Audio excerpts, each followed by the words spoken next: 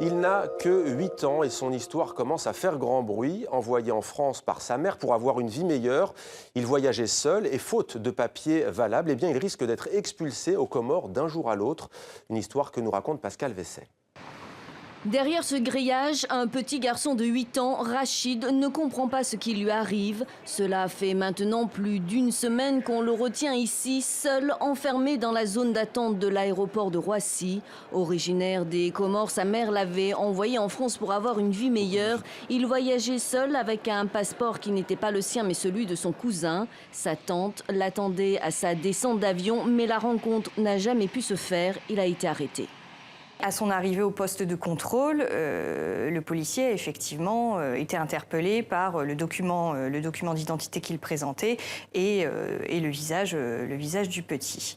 C'est à ce moment-là que par la suite, le préfet a pris la décision de placer l'enfant en zone d'attente.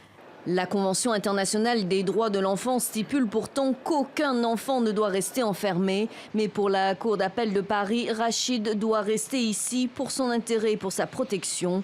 Une décision qui scandalise les associations de défense des droits de l'enfant. Ce qui est difficile dans cette situation, c'est qu'on n'a même pas cherché une alternative à l'enfermement de cet enfant. Pour la voix de l'enfant, la situation est claire. Un mineur qui se présente seul, donc sans représentants légaux, qui se présente seul aux frontières internationales en France, doit être admis à séjourner sur le territoire français, doit être admis à rentrer sur le territoire français et doit pouvoir bénéficier d'une mesure de protection. Si le cas de ce petit garçon de 8 ans est exceptionnel, il n'est pas isolé. Ce vendredi, Rachid doit repasser devant le juge des libertés de la détention de Bobigny qui devrait soit l'autoriser à entrer sur le territoire français, soit le maintenir en zone d'attente pour être envoyé un jour dans son pays d'origine.